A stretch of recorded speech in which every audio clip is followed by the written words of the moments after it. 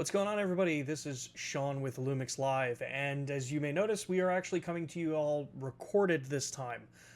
We are out at a couple of different trade shows, Cinegear and InfoComm right now, so if you are watching this and you're in the LA area or you are in the Las Vegas area, come stop by Cinegear in LA or InfoComm in Las Vegas, and come chat with us if you're already planning to be at the show. With today's particular broadcast, I wanted to take a little bit of time to cover over the firmware update that we have just released for the GH6. Now, as a lot of you know who've been following with the GH6, and since the release of the camera, we announced that we were going to have one major firmware update, at least to start with, and that day has finally come.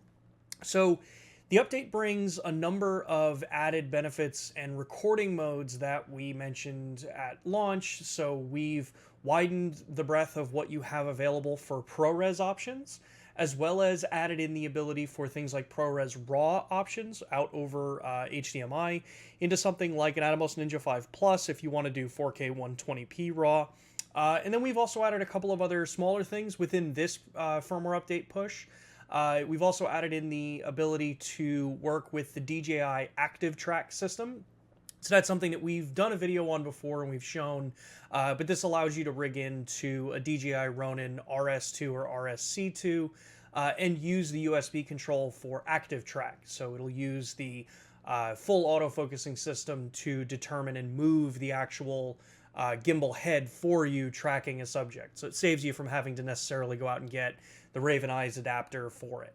But ultimately, we're going to hop over to my GH6 camera menu here, and we're going to go through what the new features are, where they are in the menu, and then next week when we're back actually live, we're going to go way more in depth with a lot of these conversations. We're going to be talking over the next couple of weeks about the benefits of ProRes versus something like the internal MOV formats and some of the other versions that are out there. What the addition of all of these extra ProRes options mean in the GH6. And then we'll also be talking about ProRes Raw and Blackmagic Raw, things like that, to kind of help give some information about, one, how we handle working with Blackmagic Raw and ProRes Raw when it comes to the different cameras and which ones offer what. But yeah, so with that, let's jump over to my GH6 and start going through the menus and show you all some of the new cool stuff that was just added. All right, so now we've got my GH6 here plugged into the ATEM so we can go through the menus. And as I said, this is on the brand new version 2.0 firmware that we've just released for the GH6. So a couple of things have been added, and like I said, we're going to go through the menus to show you these. So to start with, let's jump right into the camera menu. And the main kind of biggest part of this update for the camera is a major improvement to the offerings in ProRes. So yes, ProRes Raw was added, and we showed that off at NAB, where we were able to work with the Atomos Ninja 5 Plus and get the 4K 120p RAW options available. But for this case, when you have the camera and after you install the firmware update, you'll see that like you've normally had Apple ProRes already on the camera, when we go into this and then now go into the rec quality, you'll see that there are now 3 pages worth of new recording options available. So we're going to go right down from the top here. To start with, you have the 4 that were originally available. So that's 5.7K in 30p, 24p. So you have HQ variant, and then you have standard ProRes available here. So same thing, nothing's changed with these 4 in particular.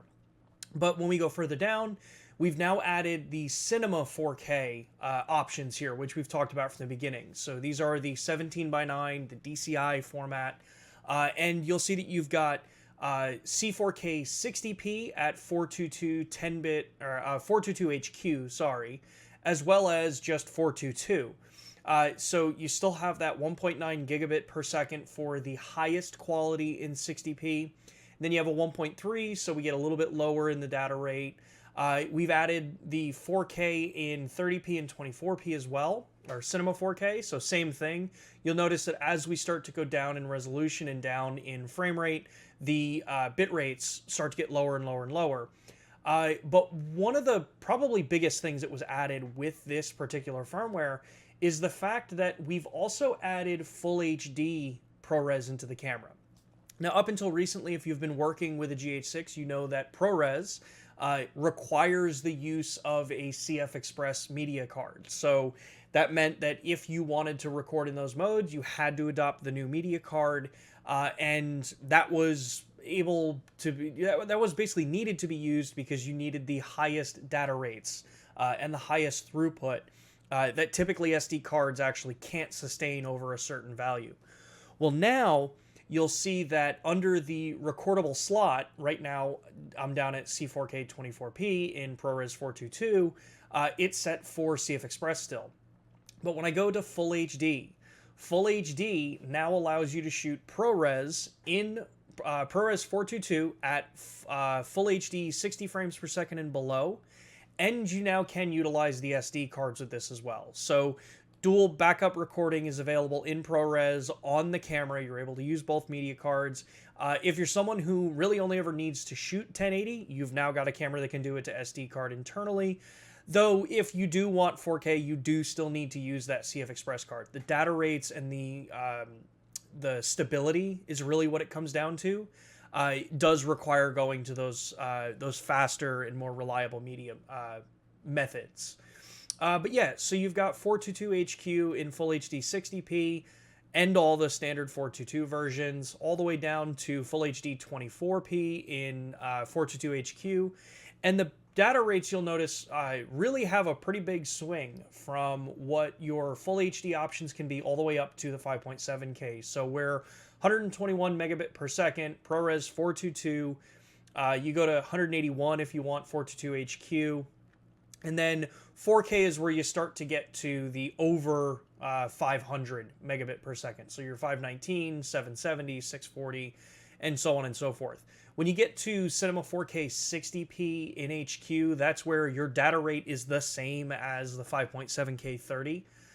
So just goes to show you how much data is actually being recorded here with it. So yeah, huge improvements here with what you have available for ProRes on the GH6 with the new firmware. But we obviously didn't stop there. When you actually go into the menus here, you'll see that you now have the added option here, which is HDMI raw data output on or off.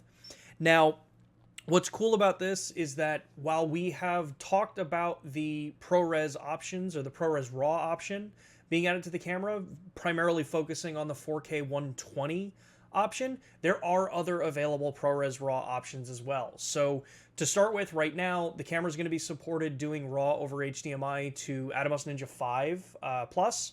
And then I imagine over time you'll see just an evolution of these. So as of right now, that's what you have. If I go in here and I go to turn this on, one of the things you'll notice is that the screen goes off. So let's cut to another angle so I can actually show you these options on the screen. All right, so we're looking at the back of my GH6 now. So since you're in RAW, one of the things to remember about recording raw data over HDMI with cameras like the GH6 here is that when you are recording that raw feed, the device that is being connected over HDMI has to be able to understand RAW. So when you connect it in, it means that like I can't have the camera plugged into, in this case, like my ATEM, so that we can actually see it. So I've got my GH5 Mark II plugged in here, and we're taking a look at the back of the screen. So one of the things to look at here is, so when I press in the menu option here, you'll see that I have HDMI raw data turned on. So that changes the menu here. Now, raw data over HDMI, the way we approach it is that it is supposed to be raw. What that means is that when you're shooting in 4K or 1080, you are shooting in 4K worth of pixels. So 3840 by 2160, 4096 by 2160, or 1920 by 1080. So what that means is you'll see right above the rec quality, you'll see pixel to pixel. That is going to get you the closest. It means that the camera's not doing any extra work in camera to downsample, to change the image anyway. You're getting as close to RAW as you can get in the current deployment of things like ProRes Raw. So when I go into the menu here and we look at what options are available, you will see now that we have things like, let's get this right there. So we have 4K in a 17:9 aspect ratio. So it's 4096 by 2160. And you have that 120 frames per second available here. You'll also see that as we go down further, and I was about to change the wrong camera here, you've got 4K 60p, 4K 30p, as well as 4K 24p. So you've got all of your 4K options. But then also, as we go up here, you'll see that we also have all the way up to 5.8K 30p in raw data over HDMI. So connected in with an Atomos Ninja 5 Plus, you're able to do things like 5.8K in 4:3 aspect ratio, so the open gate recording, so 5760 by 4320 in 30 frames per second, 24 frames per second, and then we also do carry over the 5.7K options available here too, so everything from your 24 and all the way up. Now, if you need a higher frame rate in 4:3 aspect ratio, you also have a 4.4K version as well. So that'd be 4352 by 3264, and that's how you can get your full 60 frames per second. So this will become actually pretty useful if you know that you want to use 4:3 aspect ratio, you want to use a 2x D-squeeze lens.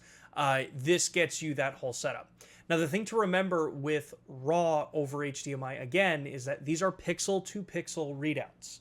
So while the sensor is 25 megapixel, all of these different options, save for the 5.8 and the 5.7K, will have a punch-in on the sensor when you are recording that raw footage. It just gets you the closer to a raw, like a true raw piece of video footage.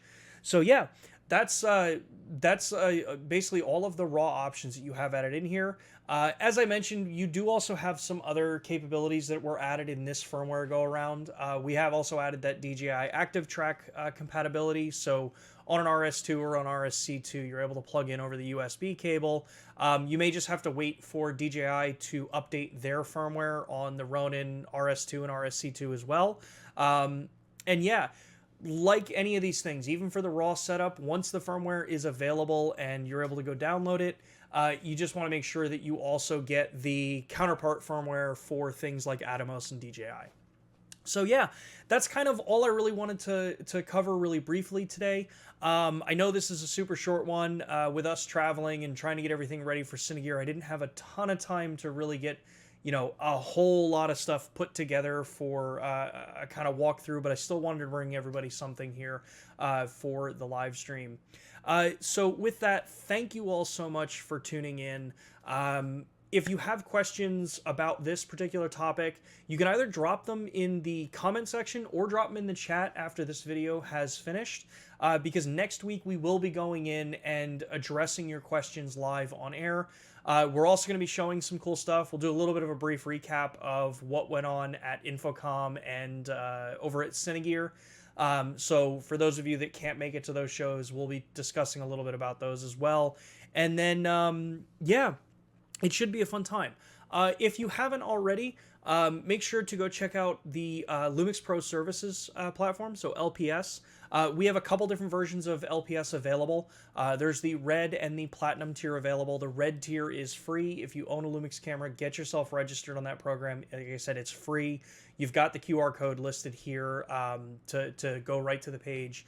If you want something that's a little bit higher level of protection for your equipment or a little bit better peace of mind, maybe check out the Platinum series. The Platinum tier, you get 2 days repair with free next day shipping both ways, 20% off out of warranty. So if you drop a lens, break a camera, along those lines, you get a discount on the repair there. You also have the exclusive membership hotline. So if you're someone like me that would prefer to talk to somebody on the phone, or, you know, just kind of have a more in-depth question than what chat or an email or even a stream like this can help you with, you do have access to that particular avenue of communicating with us on the Platinum series. And then you get a pretty cool welcome kit. You get the Peak Design strap, which I know we've talked about before. So if it's something that you're considering, or you've just got a brand new Lumix camera, or you have a Lumix camera that was purchased new from an authorized dealer, make sure to go take a look at Lumix Pro Services Red. Outside of that, again, we're going to be live next Thursday at 2 p.m. Eastern Time, like I said, doing a recap and then addressing all the questions that you have on the GH6. And then, yeah, with that, thank you all so much. If you like this video and you think there's something useful here, I'd appreciate it if you give us a like. And if you want to see more about this content and keep yourself up to date, maybe give us a subscribe if you feel that we have earned it. And we will be back again next Thursday, 2 p.m. Eastern Time. Yeah, thank you all so much for tuning in. I know it was a short one, but I'll see you next week.